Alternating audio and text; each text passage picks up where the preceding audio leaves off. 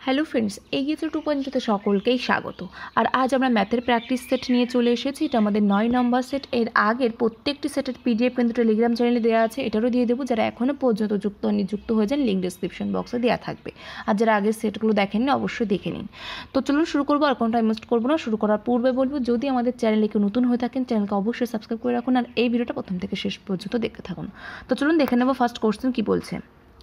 তো এখানে first question কী বলছে, একটি নির্বাচনে দুজন প্রার্থী ছিলেন, 10% ভোট দেননি এবং 48টি ভোট অবৈধ বলে প্রমাণিত হয়েছে।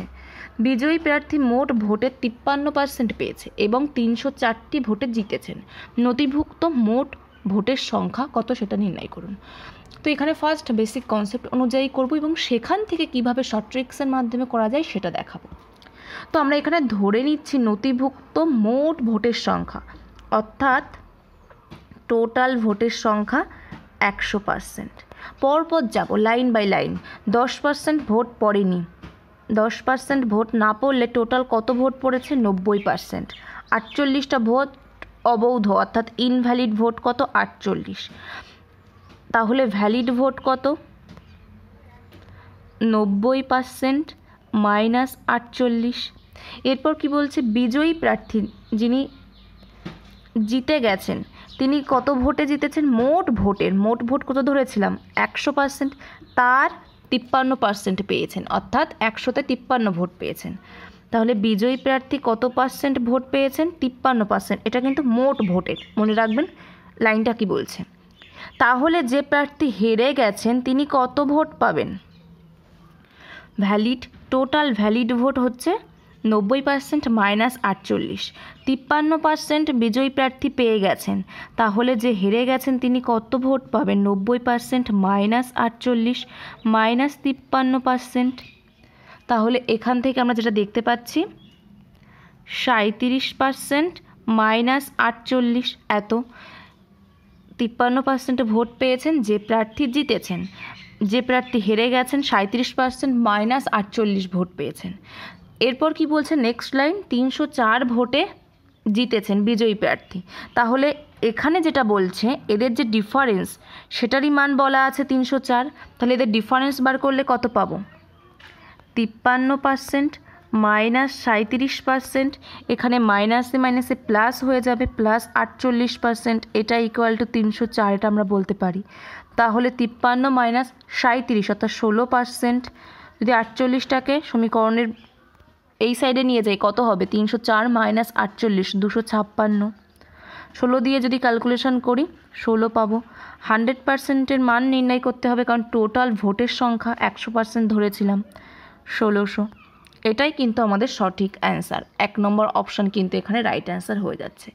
কিন্তু আমরা এত কিছু করব না, জাস্ট কয়েক সেকেন্ডে কিন্তু আমাদের অ্যান্সারটা বেরিয়ে যাবে। কিভাবে এটা আমি ক্লিয়ার করছি। তো আমরা কি ধরলাম একটু আগে? টোটাল 100% আমরা ধরেছি টোটাল ভোট, যার মধ্যে 10% ভোট দেয়নি, অর্থাৎ টোটাল ভোট পড়েছে 90%।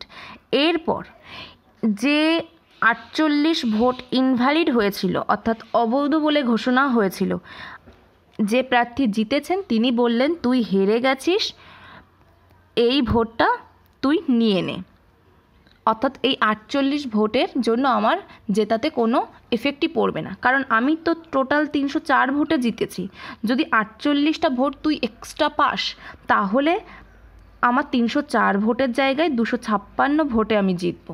তাহলে কি হবে? আমি তো সেই জিতেই যাচ্ছি, তো তুই 48টা ভোট নিয়ে নে। অর্থাৎ এই যে 48 ভোটটা ইনভ্যালিড হয়েছিল সেটা ভ্যালিড করে যে হেরে গেল তাকে দিয়ে দেওয়া হলো। তাহলে এর আর কোনো ক্যালকুলেশন আমরা করব না। তাহলে আমরা এখন যেটা দেখতে পাচ্ছি 90% ভোটই আমাদের এখানে ভ্যালিড ভোট। 53% পেয়েছেন কে? যে জিতে গেছেন টোটাল ভোটের। তাহলে যে হেরে গেছেন সে কত ভোট পাবেন? 90% মাইনাস 53% অর্থাৎ 37% ভোট পাবেন। এখন এর যে ডিফারেন্স সেটা কত? 256, কারণ কত ভোটে জিতছে? 256 ভোটে জিতছে, কারণ 48টা ভোট যে হেরে গেছে তাকে দিয়ে দেওয়ার ফলে 256 ভোটে জিতছেন। তাহলে এখান থেকে আমরা যেটা বলতে পারি 53% মাইনাস 37%, অর্থাৎ 16% ইকুয়াল টু 256। 16 দিয়ে ক্যালকুলেশন করলে 16, 100%-এর মান হচ্ছে 1600। সঠিক অ্যান্সার কিন্তু হয়ে যাবে এখানে 1 নম্বর অপশান। তো খুব সহজে মাত্র কয়েক সেকেন্ডে আমরা কিন্তু এটার অ্যান্সার বার করতে পারি যদি আমাদের কনসেপ্টটা ক্লিয়ার থাকে। তো যেটা আমি সেকেন্ড প্রসেস বললাম সেইভাবেই করবেন, মাত্র কয়েক সেকেন্ডে কিন্তু আমাদের অ্যান্সার বেরিয়ে যাবে। চলে যাব আমরা নেক্সট কোশ্চেনে। কি বলছে, বার্ষিক 8.5% সুদের হারে 32,000 টাকার উপর 10 ফেব্রুয়ারি 2019 থেকে 24 এপ্রিল 2019 পর্যন্ত সময়ের সরল সুদ কত হবে সেটা আমাদের নির্ণয় করতে হবে। তো এখানে ফার্স্ট আমরা সময়টা আগে নির্ণয় করব। 10 ফেব্রুয়ারি 2019 সালের ফেব্রুয়ারি মাস 28 দিনে 10 তারিখ, 10 তো অলরেডি চলে যাচ্ছে কারণ আমরা 10 ফেব্রুয়ারি থেকে কাউন্ট করব। তাহলে টোটাল এখানে 18 দিন থাকবে। নেক্সট 31 মাস, নেক্সট আমাদের 24 তারিখ পর্যন্ত কাউন্ট করতে হবে, কারণ 24 এপ্রিল 2019 পর্যন্ত আমাদের কিন্তু সুদ পাবো। তাহলে টোটাল এখানে 73 দিন হচ্ছে। তাহলে 365 দিনে 1 বছর। তাহলে টি এর মান যদি আমরা টিতে নির্ণয় করি কত পাবো, 73/365। এসআই ইকুয়াল টু আমরা কি জানি, PTR/100। এসআই এর মান আমাদের নির্ণয় করতে হবে। পি এর মান কত, 32,000 ইন্টু টি এর মান 73/365 ইন্টু আর এর মান 8.5। 100টা এই সাইডে লিখলাম, পয়েন্ট তুললে 10 পাই, 3টে 0 কাটছে। এখানে যদি 5 দিয়ে কাটি 1, 7, এটা কত পাবো, 5, 3, 73 কাটছে। তাহলে এখানে টোটাল কত পাচ্ছি আমরা, 17 ইন্টু 32, অর্থাৎ টোটাল হয়ে যাচ্ছে 544 টাকা। তাহলে আমাদের সরল সুদ কত হবে, এসআইয়ের মান 3 নম্বর অপশন কিন্তু রাইট অ্যান্সার হয়ে যাচ্ছে। নেক্সট কোশ্চেনে চলে যাব। কি বলছে, এক অসাধু দোকানদার চিনি বিক্রি করেছে প্রতি কেজি 20 টাকায়, যেখানে সে 15 টাকা প্রতি কেজিতে কিনেছে। এছাড়াও সে 1000 গ্রামের পরিবর্তে 850 গ্রাম দেয়। যখন সে বিক্রি করে 1000 গ্রামের পরিবর্তে 850 গ্রাম দেয়, অর্থাৎ সে টাকাতেও লাভ করছে এবং গ্রামেও লাভ করছে। তার প্রকৃত লাভ বা ক্ষতির শতাংশ কত সেটাই আমাদের নির্ণয় করতে হবে। এর আগেও কিন্তু আমরা সেটে এই টাইপের অঙ্ক করেছি, যেখানে কিন্তু শুধুমাত্র গ্রামে লাভ করতো, টাকাটা সেম থাকতো, কিন্তু এখানে কিন্তু এই দুটো ক্ষেত্রেই কিন্তু লাভ করছে। তো আমি এটা দুরকমভাবে করাবো, ফার্স্ট বেসিক কনসেপ্ট অনুযায়ী, সেকেন্ড শর্ট ট্রিক্সের মাধ্যমে।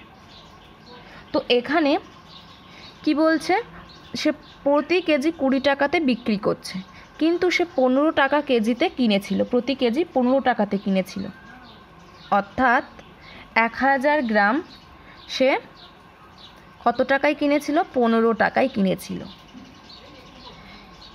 কিন্তু সে কি করছে, বলছে কি আমি 1000 গ্রাম দিচ্ছি 20 টাকাতে, আমি 1000 গ্রাম দিচ্ছি 20 টাকাতে, অর্থাৎ আমি শুধুমাত্র 5 টাকা লাভ করছি। কিন্তু অ্যাকচুয়ালি কিন্তু সেটা করছে না, গ্রামে কিন্তু সে গড়বড় করে 850 গ্রাম দিচ্ছে। যেখানে 1000 গ্রামের দাম ছিল 15 টাকা, তাহলে 850 গ্রামের দাম কত হয়ে যাবে, 15/1000 ইন্টু 850, 15/1000 ইন্টু 850, 0 কাটছে, 17, 20, 4, 3, অর্থাৎ 51/4, যেটার মান হচ্ছে 12.75। অর্থাৎ এখানে কি দেখতে পাচ্ছি, টোটাল 1000 গ্রাম ছিল, যেটা তিনি 15 টাকায় কিনেছিলেন, সেই 1000 গ্রামের পরিবর্তে লোককে না জানিয়ে ঠকিয়ে 850 গ্রাম দিচ্ছেন। সেটার দাম হচ্ছে 12.75 টাকা। অর্থাৎ যদি তিনি 850 গ্রাম মাল কিনতেন, এত টাকায় কিনতেন, কিন্তু সেটা বিক্রি করছেন কত টাকায়? 20 টাকায়। এখানে টোটাল প্রফিট কত হচ্ছে? 12.75।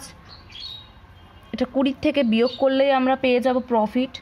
অর্থাৎ এখানে তিনি লাভ করছেন 7 টাকা 25 পয়সা, কিন্তু লোককে দেখাচ্ছেন 5 টাকা লাভ করছি। এটা তো অ্যাকচুয়ালি লাভ। তাহলে আমাদের পার্সেন্টেজ কত হবে? 7.25 বাই 12.75 ইন্টু 100। এই ক্ষেত্রে অনেকে কিন্তু এই ভুলটা করবেন, কারণ 12.75-এর জায়গায় অনেকে কিন্তু 15 বসিয়ে দেবেন। কারণ এখানে কোশ্চেনে যেহেতু বলছে 15 টাকা প্রতি কেজিতে তিনি কিনেছেন, কিন্তু অ্যাকচুয়ালি 850-এর উপর কিন্তু আমরা ক্যালকুলেশন করছি, 1000-এর উপর নয়। তাই ভালো করে বুঝে শুনে এখানে কিন্তু ক্যালকুলেশনটা করতে হবে। এই টাইপের কোশ্চেনে এর আগেও কিন্তু আমি একটা কমেন্ট পেয়েছি যে কোশ্চেনটা আরেকবার দেখুন, যে এখানে 12.75 এটা হবে না, 15 হবে, মানে সেই কোশ্চেনে যেমন ছিল। তো এটা কিন্তু আমরা 850-এর উপর ক্যালকুলেশন করছি, এটা কিন্তু মাথায় রাখবেন। তো এখান থেকে যদি ক্যালকুলেশন করা হয় তো আমরা পাবো কিন্তু 56.86%। অর্থাৎ 4 নম্বর অপশান কিন্তু এখানে আমাদের রাইট অ্যান্সার হয়ে যাচ্ছে। তো এটা হচ্ছে আমাদের বেসিক কনসেপ্ট অনুযায়ী, যেটা কিন্তু একটু লেন্দি হবে, সময় সাপেক্ষ।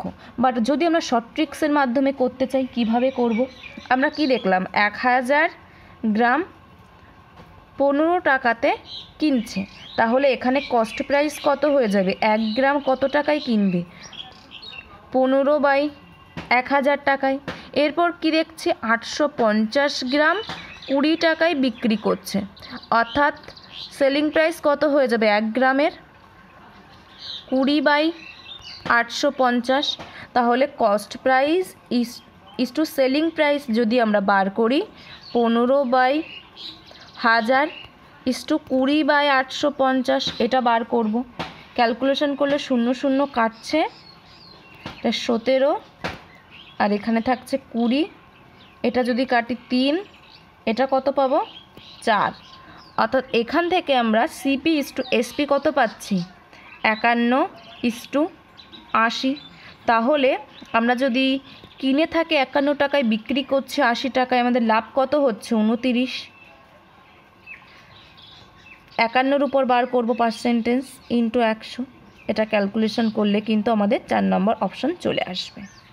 তো যদি বুঝতে অসুবিধা হয় তো সেই কারণে আমি ফার্স্ট বেসিক কনসেপ্ট অনুযায়ী দেখিয়ে দিলাম। তো শর্ট ট্রিক্সের মাধ্যমে এভাবে করতে পারেন, কয়েক সেকেন্ডে কিন্তু অ্যান্সার বেরিয়ে যাবে। তো এগুলো করারই কোনো দরকার পড়ে না, জাস্ট বোঝানোর জন্য আমি ক্যালকুলেশন করলাম। সরাসরি কিন্তু এই লাইনটা আমরা বার করে দিতে পারি যদি আমাদের কনসেপ্টটা ক্লিয়ার থাকে। নেক্সট কোশ্চেনে চলে যাব। কি বলছে? যদি এত হয় একটা সংখ্যা যেটা 3, 7 এবং 11 দ্বারা সম্পূর্ণভাবে বিভাজিত হয়, তাহলে 6x + 5y এর মান কত সেটা আমাদের নির্ণয় করতে হবে। তো 3 দিয়ে কোনো সংখ্যা বিভাজ্য হলে কি হয়? টোটাল যে সমষ্টি যে সংখ্যাটা এখানে দেয়া আছে, সেই সংখ্যাটির টোটাল যে অঙ্কগুলো আছে 6, 7, 2, x আর y, টোটাল সমষ্টিটা কিন্তু আমাদের 3 দ্বারা বিভাজ্য হতে হয়। সংখ্যাটির প্রত্যেকটা ডিজিটের সাম কিন্তু আমাদের 0 বা 3 দ্বারা বিভাজ্য হতে হয়। তাহলে এখানে আমরা যেটা দেখতে পাচ্ছি 6 + 7 + 2 + x + y। তো এখানে এটা মানে কত? 15 + x + y। 15 তো 3 দ্বারা বিভাজ্য, তাহলে x আর y এর সমষ্টি এর মান কত হতে হবে যেটা 3 দ্বারা বিভাজ্য হতে হবে? বিভাজ্য হবে যদি x আর y এর মান 3 হয় বা 0 হয়, সেক্ষেত্রে এটা 3 দ্বারা বিভাজ্য হবে টোটাল এটার সাম। তাহলে এই সংখ্যাটি 3 দ্বারা বিভাজ্য হয়ে যাবে। এরপর 11 দ্বারা বিভাজ্য কখন হবে? 6 + 2 + y = 7 + x। এটা যদি সমান হয় বা এদের যে ডিফারেন্স সেটা যদি 11 দ্বারা বিভাজ্য হয়, তবেই সংখ্যাটি 11 দ্বারা বিভাজ্য হবে। তাহলে এখানে আমরা যেটা দেখতে পাচ্ছি, এটা 8, এটা 7। যদি এই সংখ্যাগুলোকে এই পাশে নিয়ে আসি তাহলে x মাইনাস ওয়াই, ওয়াইটাকে এই পাশে নিয়ে আসলে x মাইনাস ওয়াই, আর 7টাকে এই সাইডে নিয়ে গেলে 1। অর্থাৎ এখানে যেটা দেখতে পাচ্ছি x প্লাস ওয়াই এর মান 3 হতে হবে এবং x মাইনাস ওয়াই এর মান 1 হতে হবে, তবেই কিন্তু আমাদের এখানে 3 এবং 11 দ্বারা বিভাজ্য হবে। তাহলে এখান থেকে x এর মান আমরা কত পাই? 3 আর 1 4 ভাগ 2 অর্থাৎ 2 পাই। ওয়াই এর মান কত পাই? 3 মাইনাস 1 অর্থাৎ 2 ভাগ 2 অর্থাৎ 1 পাই। তাহলে x এর মান যদি 2 হয় এবং ওয়াই এর মান যদি 1 হয় তবে এটা 3 এবং 11 দ্বারা বিভাজ্য হতে হবে। তাহলে সংখ্যাটি কত হয়ে যাচ্ছে? 6 7 2 2 1। এটা আমাদের 7 দ্বারা বিভাজ্য কিনা আমরা একবার চেক করে নেব, তবেই আমাদের কিন্তু x আর ওয়াই এর যে 2 এবং 1 এই মানটা সঠিক কিনা আমরা সেটা বলতে পারবো। আমরা ফার্স্ট 3টি সংখ্যা নিলাম 221। এখান থেকে প্রথম 3টি সংখ্যা নেই, 2টো সংখ্যা আছে, অর্থাৎ 0 বাড়িয়ে 3টি করে নিলাম। তারপরে 3টি সংখ্যা বিয়োগ করব। এই বিয়োগফলটা যদি আমাদের 7 দ্বারা ভাগ যায় তবেই কিন্তু এটা পুরো সংখ্যাটি আমাদের 7 দ্বারা ভাগ যাবে। কত পাচ্ছি এখানে? 4 5 1 অর্থাৎ 154, যেটা 7 দ্বারা বিভাজ্য। অর্থাৎ এখানে আমাদের x এবং y এর মান কিন্তু সঠিক বেরিয়েছে। তাহলে এটার মান কত হয়ে যাবে? 6 2 12 প্লাস 5 অর্থাৎ 17 কিন্তু আমাদের সঠিক অ্যান্সার হয়ে যাবে। 1 নম্বর অপশান কিন্তু আমাদের এখানে রাইট অ্যান্সার। তো জাস্ট বোঝানোর জন্য এত কিছু বললাম। নেক্সট কোশ্চেনে চলে যাব। এখানে সঠিক অ্যান্সার হয়ে যাচ্ছে 1 নম্বর অপশান। কি বলছে? মোহন বাড়ি থেকে অফিস যায় 20 কিমি/ঘন্টা গতিবেগে এবং অফিস থেকে বাড়ি ফেরে একটা নির্দিষ্ট গতিবেগে। যদি তার গড় গতিবেগ 24 কিমি/ঘন্টা হয় তাহলে ফেরার সময় তার গতিবেগ কত ছিল সেটা আমাদের নির্ণয় করতে হবে। তো এখানে যে দূরত্বটা যাচ্ছে বাড়ি থেকে অফিস, সেই সেম দূরত্বে ফিরছে, অর্থাৎ এখানে যে দূরত্ব সেটা কিন্তু সেম। তাহলে এখান থেকে আমরা বলতে পারি যে গড় গতিবেগ যদি আমরা ধরে নিই ফেরার সময় x কিমি/আওয়ার ছিল, তাহলে সূত্রটা কি? 2 × 20 × x by 20 plus x equal to আমরা বলতে পারি 24। 2 দিয়ে কাটলে 12, 2 দিয়ে কাটলে 6, 2 দিয়ে কাটলে 10, 5 3। অর্থাৎ এখান থেকে আমরা বলতে পারি 5x equal to 60 plus 3x। তাহলে এখান থেকে 2x ইকুয়াল টু 60, x এর মান কত হয়ে যাচ্ছে? 30। সঠিক অ্যান্সার কিন্তু এখানে হয়ে যাবে 1 নম্বর অপশান, 30 কিমি/আওয়ার। নেক্সট কোশ্চেন কি বলছে? x এবং y দুটি ট্রেন এ থেকে বি বিন্দু পর্যন্ত যথাক্রমে 80 কিমি/ঘন্টা এবং 90 কিমি/ঘন্টা গতিবেগে যাত্রা করে।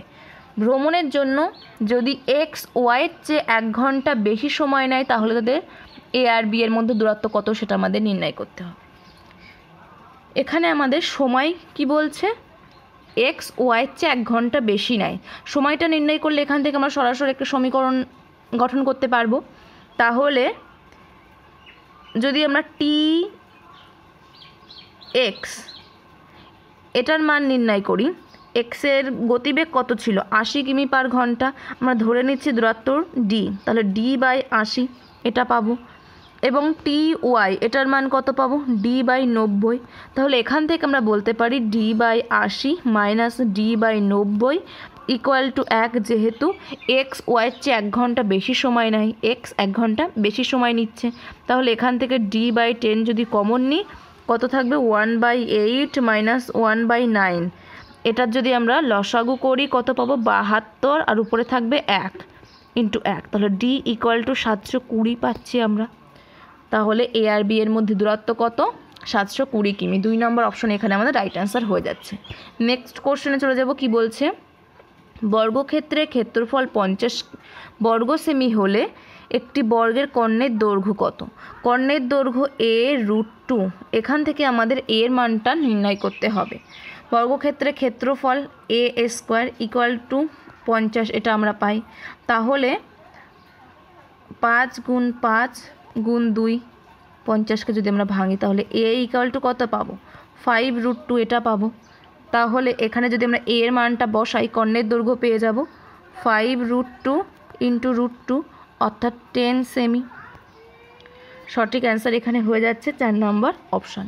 নেক্সট কোশ্চেনে চলে যাব। কি বলছে, নিম্নলিখিত সমীকরণে জিজ্ঞাসা চিহ্নের জায়গায় অর্থাৎ 3⁴ আছে, এই এক্সের জায়গায় কত হওয়া উচিত। এখানে যেটা আছে 8.99 প্রায় ইকুয়াল টু এটা আমরা লিখতে পারি 9, তাহলে 9 × 9 × 9 ভাগ 2.99 এটাকে আমরা প্রায় ইকুয়াল টু কত লিখতে পারি 3। ক্যালকুলেশন যদি করি 3 অর্থাৎ 3-এর পাওয়ার টোটাল এখানে কত পাচ্ছি, এখানে হচ্ছে 2, এখানে 2 আর এখানে 1, অর্থাৎ এখান থেকে আসছে 3-এর পাওয়ার 5। সমীকরণের অপর সাইডে আছে 3 জিজ্ঞাসা চিহ্ন, তাহলে এখানে আমাদের সহগ সমান, তাহলে পাওয়ার দুটো সমান হওয়া উচিত। তাহলে যদি আমাদের এখানে x হয় x = কত হয়ে যাবে 5, তাহলে জিজ্ঞাসা চিহ্নের জায়গায় কত হওয়া উচিত 5 হওয়া উচিত। নেক্সট কোশ্চেনে চলে যাব। কি বলছে, একটি স্টিমার 26 ঘন্টায় নদী প্রতিকূলে 65 কিমি এবং অনুকূলে 51 কিমি যায়। এটি 6 ঘন্টার মধ্যে নদীর প্রতিকূলে 15 কিমি এবং অনুকূলে 21 কিমি যাবে। নদীর প্রতিকূলে 95 কিমি এবং অনুকূলে 113 কিমি যেতে কত সময় লাগবে। তো এখানে যে দুটো তথ্য আমাদের দেয়া আছে, যে কোনো একটি কাজে লাগিয়ে কিন্তু আমরা অ্যান্সার নির্ণয় করে ফেলতে পারবো, দুটো কিন্তু আমাদের কোনো দরকার নেই। কি বলছে, 65 কিমি ফার্স্টটা নিয়ে আমরা ক্যালকুলেশন করব যাতে সহজেই আমাদের অ্যান্সারটা বেরিয়ে আসে। 65 কিমি এবং 91 কিমি যাচ্ছে কত ঘন্টায় 26 ঘন্টায়। যদি আমরা 13 দিয়ে ভাগ করি তাহলে 5 কিমি এবং 7 কিমি কত ঘন্টায় যাবে প্রতিকূলে এবং অনুকূলে 2 ঘন্টায় যাবে। এখানে যদি আমরা 19 দিয়ে গুণ করি তবে 95 এবং 133 পেয়ে যাব। প্রতিকূলে 95 কিমি এবং অনুকূলে 133 কিমি যাবে 38 আওয়ারে। এখান থেকে কিন্তু আমরা বলতে পারি সঠিক অ্যান্সার হয়ে যাবে আমাদের 2 ঘন্টা। কিন্তু এই টাইপের কোশ্চেনে যদি আমাদের এত সহজে আমরা অ্যান্সার নির্ণয় না করতে পারি, সেক্ষেত্রে আমাদের কিন্তু সলভ করতে হবে। তো সেক্ষেত্রে আমরা যে কোনো একটি নেব, একই ক্যালকুলেশনই হবে আমাদের। মনে করুন আমরা সেকেন্ডটা নিয়ে ক্যালকুলেশন করছি। প্রতিকূলে অর্থাৎ x - y = কত পাচ্ছি আমরা 15/6 অর্থাৎ 5/2। একইভাবে অনুকূলে x + y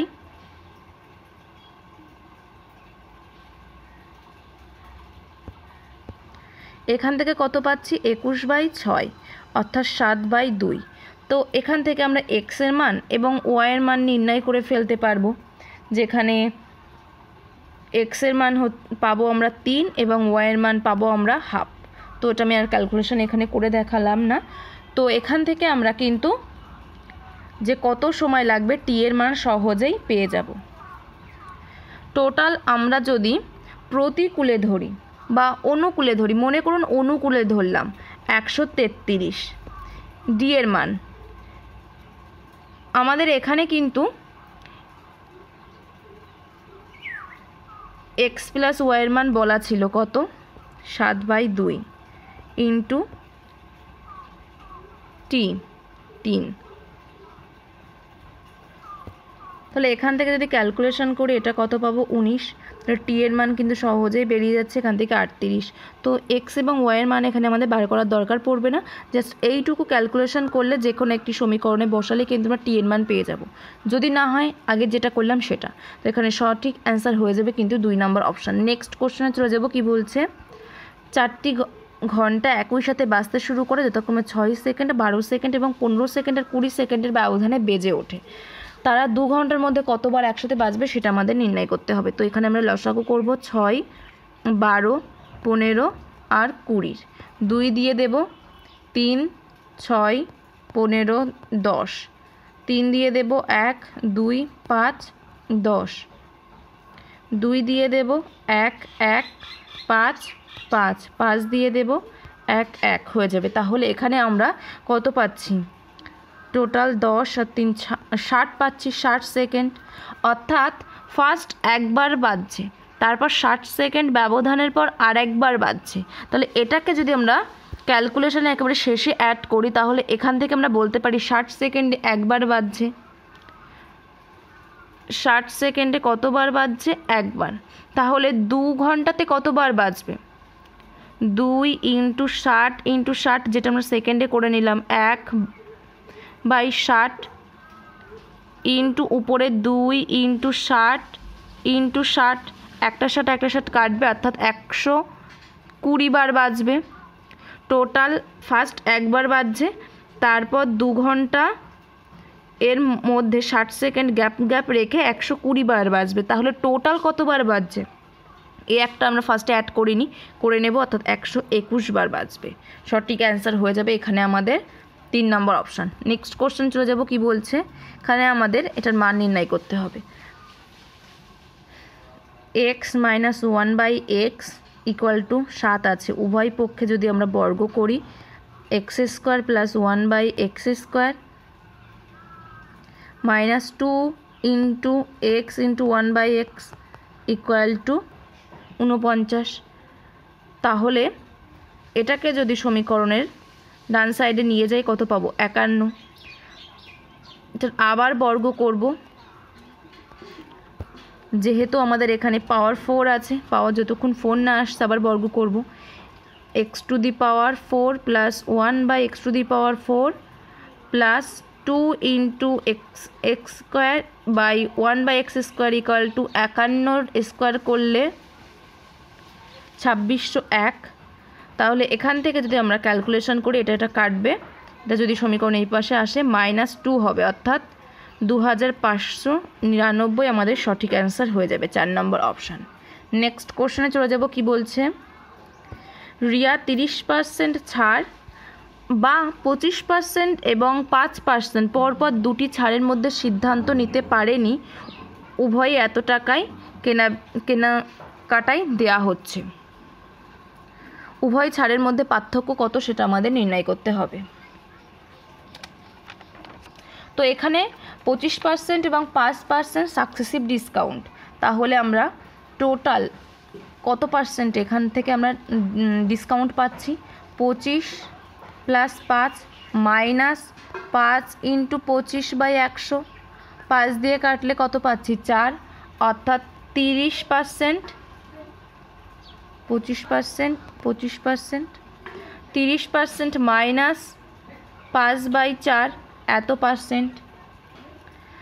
যদি আমাদের কি বলছে এখানে? পার্থক্য, অর্থাৎ ফার্স্ট আমাদের 30% দিয়েছিল, পার্থক্য বললে 30% মাইনাসে প্লাস 5/4%, 30 কাটছে, টোটাল এখানে আমাদের 1.25% হচ্ছে ডিফারেন্স, সেটা আমরা পেয়ে যাচ্ছি।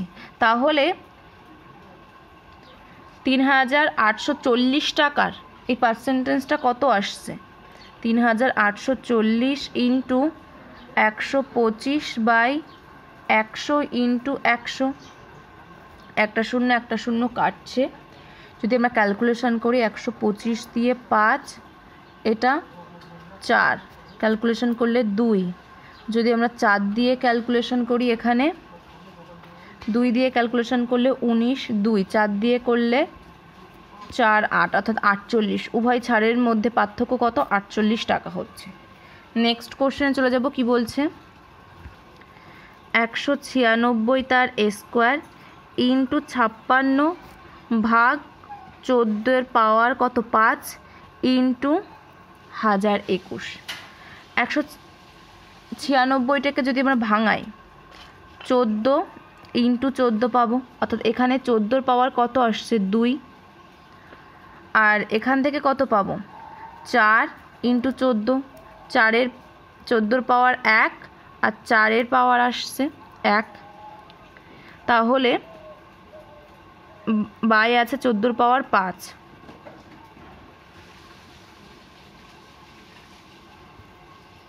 আর এখানে আমাদের স্কোয়ার আছে, টু দি পাওয়ার স্কোয়ার, অর্থাৎ এখান থেকে আমরা যেটা পাচ্ছি 14 পাওয়ার 4, আর এখানে 1 আছে, যোগ 1, অর্থাৎ 14 পাওয়ার এখানে 5 পাচ্ছি, × 4/14 পাওয়ার 5, এটা কাটছে। তাহলে এখান থেকে আমরা কত পাচ্ছি? 4 × 1021, যেটার মান হয়ে যাচ্ছে আমাদের 4084। 3 নম্বর অপশন এখানে আমাদের রাইট অ্যান্সার হচ্ছে। নেক্সট কোশ্চেনে চলে যাব। কি বলছে, এক্স যদি ওয়াইয়ের থেকে 80% বেশি হয়, ওয়াই তাহলে এক্সের থেকে কত শতাংশ কম? 80% বেশি অর্থাৎ 100-তে 180। ক্যালকুলেশন করলে এখানে 9 আর 5, তাহলে এক্স আর ওয়াই যদি 5 হয়, এক্স হয়ে যাবে 9। এখন কি বলছে, ওয়াই তাহলে এক্সের থেকে কত শতাংশ কম? কত কম? 4 কম এক্সের থেকে, বাই এক্সের মান বসবে 9। তো এটা যদি আমরা ক্যালকুলেশন করি 14.44% পাবো, অর্থাৎ 4 নম্বর অপশানে এখানে আমাদের রাইট অ্যান্সার হয়ে যাচ্ছে। নেক্সট কোশ্চেন কি বলছে, এটার মান কত সেটা আমাদের নির্ণয় করতে হবে। ফার্স্ট কি আছে এখানে, এক্স স্কোয়ার প্লাস 1/x²। যদি সূত্র ফেলাই এক্স প্লাস 1/x তার এ square minus 2 into x into 1/x plus 6, x কাটছে, তাহলে এখানে এটার মান দেওয়া আছে আমাদের 1 তার স্কোয়ার 1 প্লাস 4, অর্থাৎ এখানে আমরা মান পাচ্ছি কত? 5, অর্থাৎ 2 নম্বর অপশন কিন্তু আমাদের এখানে রাইট অ্যান্সার হয়ে যাচ্ছে। তো এই হচ্ছে আজকের কোশ্চেন। টোটাল 15টি কোশ্চেন নিয়ে আলোচনা করলাম। তো যেটা আমাদের 9 নম্বর সেট, এর আগে কিন্তু 8টি সেট করে দিয়েছি, যারা দেখেননি অবশ্যই দেখে নিন, লিঙ্ক ডিসক্রিপশন বক্স বা প্লে লিস্টের মধ্যে পেয়ে যাবেন। আর এর আগে পর্যন্ত আমরা শুধুমাত্র ক্লার্কশিপকে ফোকাস করছিলাম, তো এরপর থেকে আমরা ডব্লিউবিপি এবং কেপি, যেহেতু সামনে এক্সাম আছে, দুটোকেও কিন্তু আমরা ফোকাস করব। প্রিভিয়াস ইয়ার্সের কোশ্চেন অ্যানালিসিস করেই কিন্তু এখানে কোশ্চেনগুলো নিয়ে আসবো। তো চলুন এখানেই শেষ করছি। নেক্সট ভিডিওতে আমাদের আবার দেখা হচ্ছে। যদি ভিডিওটা ভালো লেগে থাকে অবশ্যই একটি লাইক করে দেবেন আর বন্ধুদের মধ্যে একটু শেয়ার করে দেবেন, যাতে সকলের মধ্যে ছড়িয়ে পড়ে। তো থ্যাংক ইউ, গুড বাই।